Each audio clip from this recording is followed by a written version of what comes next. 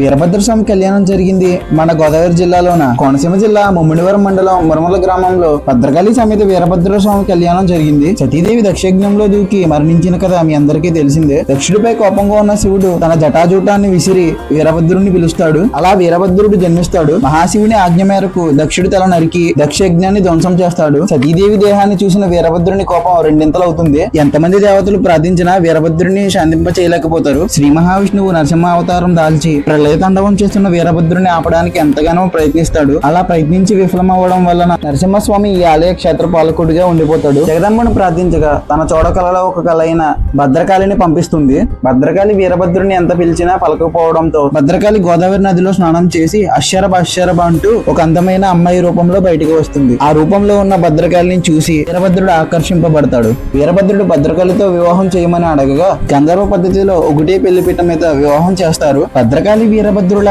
వివాహం ఇక్కడే జరగడం వలన ఆనాటి నుంచి గంధర్వ పద్ధతిలోనే నిత్యం కళ్యాణం చేస్తారు. నిత్య కళ్యాణం అంటే 10 రోజులు జరుగుతుంది. స్వామివారి కళ్యాణం చేయించుకోవాలనుకునే భక్తులు ముందుగానే ఆలయ కమిటీని సంప్రదించండి.